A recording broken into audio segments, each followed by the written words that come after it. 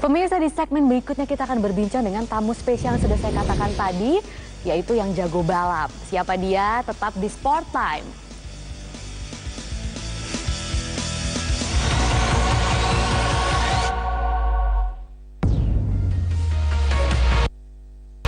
Kembali lagi di Sport Time, pemirsa. 7 seri balapan GP itu telah selesai digelar. Sirkuit Hockenheim ini menjadi seri terakhir GP itu sebelum jeda paruh musim. Dalam 7 seri GP itu, pebalap tanah air dari tim Pertamina Campos Racing yang didukung jagonya MKFC Indonesia, Muhammad Sean Gelael, menuju hasil positif dengan raihan 24 poin dan berada di urutan 14 klasmen sementara. Balapan GP itu seri ke-7 telah digelar di sirkuit Hockenheim Ring, Jerman pada 29 hingga 31 Juli lalu.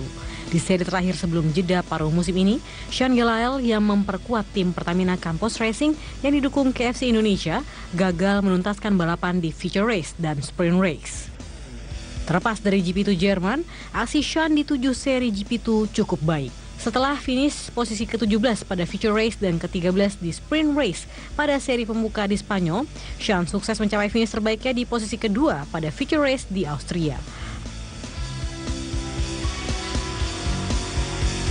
Hasil baik lainnya diraih Sean saat mampu meraih poin perdananya dengan finish di posisi 7 pada feature race seri Baku.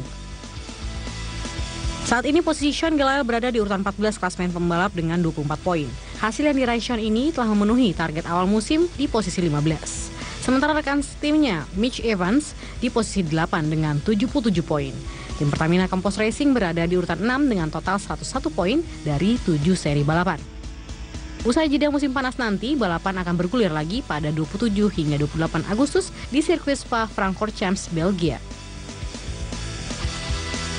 Dan di studio saya sudah langsung kedatangan Sean Gelael. Halo Sean, apa kabar? Ini pulang-pulang langsung ya, langsung banyak lagi kegiatan di sini ceritanya. Nah Sean, kemarin udah sukses banget nih, kalau bisa dibilang udah melebihi target lah ibaratnya. Juga udah dapat podium waktu di Austria. Puas nggak sih Sean sejauh ini? Pasti untuk jadi pembalap kalau udah dapet result yang baik pertama pasti ingin untuk terus-terusan. Jadi ya sebenarnya kalau kita lihat targetnya memang untuk top 15 atau top 10 untuk di akhir tahun, tapi kita udah masuk top 10 di mulai awal tahun dan alhamdulillah bisa dapat podium di Austria. Tapi abis itu kita kan kepingin konsistensi kita untuk kompetitif. Jadi ya itu dia yang kita harus improve untuk di 4 balapan terakhir. Strateginya apa tuh Sean? Ada yang berbeda nggak?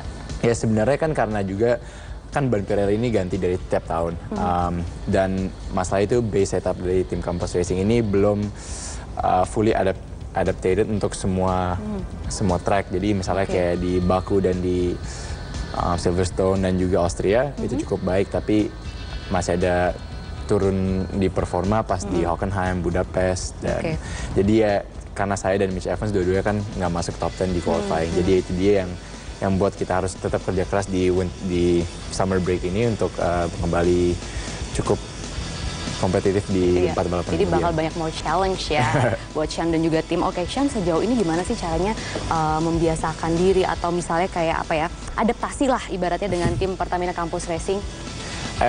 Tapi itu ya seluruhan ya, maksudnya the environment you're in juga. Jadi misalnya dari timnya juga, I've learned a lot from them dan mereka juga belajar banyak dari saya dan it's all team effort. Jadi ya, nggak semua driver bisa langsung kencang di one team, and then it's all team effort dan I think tahun ini the whole team is working well dari sisi management to Camposnya sendiri dan dari saya dan juga timnya saya Mitch yang tetap ajarin saya banyak. Jadi akhirnya I'm progressing jauh lebih cepat dan akhirnya kita bisa dapat podium di Red Bull. Glad to know it. Oke, Sean. Kalau soal setup mobil sendiri, sejauh ini gimana? Udah nemu belum sih, Sean? Itu dia yang kayak saya bilang. Jadi ya banyak tim yang lain sebenarnya kayak Antonio Giovinazzi yang pembalap jagoannya juga, tapi di tim Prema itu udah maksudnya base setupnya cukup baik. Jadi dia udah konsisten kompetitif di hampir semua track. Sedangkan kita tuh kayak saya bilang tadi ada di beberapa track yang kompetitif dan beberapa track tidak terlalu kompetitif. Itu dia yang kita harus cari untuk make sure 4 balapan terakhir itu kita udah lebih kompetitif. Oke. Kalau soal Mitch Evans sendiri, gimana Sean melihatnya? Sepertinya kok agak menurun ya permainannya sejauh ini. Menurut Sean sendiri gimana tuh? Ya itu is relatif gimana kita ngelihatnya ya. Maksudnya memang kalau kita bisa lihat Mitch Evans 2 tahun lalu, maksudnya dari 2013, 2014, dan 2015 udah fight for the championship, fighting for wins. Dan tahun ini dia qualify untuk top 10 aja cukup susah. Tapi ya you can only relate, itulah performa tim yang belum mendukung dia terlalu baik. Maksudnya saya kan cuma bisa bandingin kepada Mitch dan kita berdua qualify pas let's say di Hockenheim 15 dan 18 itu ya kurang. Harusnya kan kalau misalnya Mitch kelima, aku pasti juga lebih dekat karena gapnya aku ke Mitch nggak terlalu jauh. Jadi itu dia yang saya bilang, insya Allah ke depannya di 4 balapan terakhir kita bisa udah nemu sesuatu di setupnya dan insya Allah kita bisa fight lebih ke depan. Kalau penanganan dari Pertamina Campos Racing sendiri mengenai hal itu gimana, Sean? Kenapa sih? Kalau penanganan dari Pertamina Campos Racing sendiri strateginya diterapkan untuk menangani kendala-kendala itu gitu? Itulah dia, masa kayak awal weekend kita udah mulai mulai di belakang daripada yang lain. Jadi kita selalu playing catch up. Jadi ya sebenarnya preparasinya itu yang kita belum cukup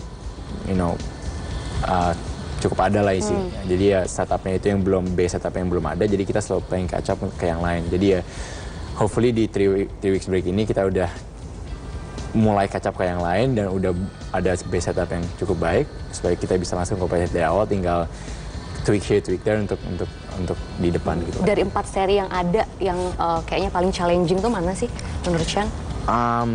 Menurut kita seri terakhir yang di Abu Dhabi adalah track yang paling sulit untuk kita. Just the way the corner is dan suhu udaranya, karena kan kita night race juga. I think mobil kita suited untuk lebih yang panas, tapi juga banyaklah kan Sepang cukup panas, habis itu ada Monza, which is very different setup lagi. Jadi ya hopefully di Monza dan Sepang, apalagi Sepang sangat dekat dari Indonesia, insya Allah kita bisa membuat result yang baik. Oke, enough for the serious questions nih kayaknya. Sekarang pengen tahu yang happy-happy dari Sean. Kan ini udah lagi pulang nih ceritanya. Bisa nggak sih diceritain kemarin event sama fans-fansnya waktu taxi ride itu? Iya, sebenarnya event taxi ride itulah sebenarnya lebih untuk berterima kasih kembali daripada para sponsor yang selalu membantu saya sampai sekarang, dan juga chance also untuk media, para media yang lebih dekat lagi untuk di dunia balap dan to take an example of bagaimana duduk sebelah pembalap lah. Tapi juga untuk fansnya yang udah misalnya ada yang dari Bali, ada yang dari Malang dan lain-lain datang ke sini untuk duduk sebelah saya, dan akhirnya to see them smile makes me smile as well. Antusiasme mereka gimana tuh waktu itu? ya cukup seneng sih kali ya. Maksudnya ada juga, soalnya kan naik mobil sama Sean gitu kan ceritanya. Oke Sean, nama fansnya kan ini Sensation gitu kan. Nah gimana sih cara menjaga hubungan sama fans selama ini, karena kan Sean sering berpergian nih?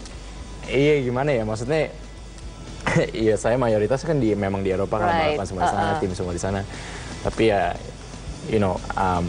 number one itu pasti results, that helps. Tapi ya, kedua ya, maksudnya dukungan mereka selalu membuat saya, misalnya kalau lagi down atau lagi results jelek seperti Hockenheim, to bounce back untuk jadi misalnya insya Allah bisa dapat ke podium lagi atau yang lain gitu. Jadi ya untuk saya berterima kasihnya ya dari event-event gitu atau mengunjung mereka atau ya the little things matter. Oke, right. Setuju banget, Sean. Kan ini lagi break, selain ada family time, terus banyak kesibukan kayak sekarang nih. Biasanya Sean suka ngapain sih hobinya gitu? Apalagi kegiatan dilakuin. Tapi kayaknya fitness rutin nih ya, kalau dilihat-lihat. Ya itu kan juga harus jaga ya. Tapi ya paling kalau hobi paling suka main basket itu doang. Oke, masih suka main basket ya. Tapi kalau misalnya ngejaga kebugaran nih, di gym tuh bisa berapa jam sih? Kira-kira dalam sehari, setiap hari nih nge-gymnya? Iya, kalau bisa. Tapi kalau kayak seluruh hari di metro kan susah juga. Nggak sih, maksudnya coba kalau bisa kayak let's say biasanya 1/2 hour, 2 hours cardio, and then again sorenya untuk lebih di gymnya. Gitu. Oke, nah Sean terakhir, menurut Sean sendiri, bagaimana harapan Sean ini terhadap pemerintah untuk mendukung pebalap-pebalap Indonesia sejauh ini? Ya, kan sampai sekarang udah ada pendukungan dari Pertamina untuk Rio dan saya sendiri membawa nama Indonesia juga Pertamina, dan insya Allah kedepannya mereka juga bisa lihat bahwa dua pembalap atau pembalap lain dari Indonesia pun bisa mengharumkan nama Indonesia di jangka internasional dan put a map of Indonesia di sana. Jadi ya insya Allah kedepannya bisa terus support, dan soalnya kan pasti abis itu the world or F1 world bakal ngelihat Indonesia untuk lebih more of a market di sana. Jadi insya Allah kedepannya juga bisa tambah tertarik lagi dan namanya juga tambah besar. Amin. Terakhir sedikit lagi Sean, ini biar fans-fansnya pada tahu, kapan sih mulai latihan lagi sebelum GP di Belgia nanti? Iya, jadi kita sekitar ada 2,5 minggu untuk break, and then udah seminggu sebelum Spa yang itu tanggal 28, jadi sekitar tanggal 20 udah balik lagi ke markas kampus di Valencia dan udah mulai preparasi lagi. Oke, enjoy the life ya before back to campus racing. Thank you so much, Sean. High five dulu dong. Thank you udah datang di sini.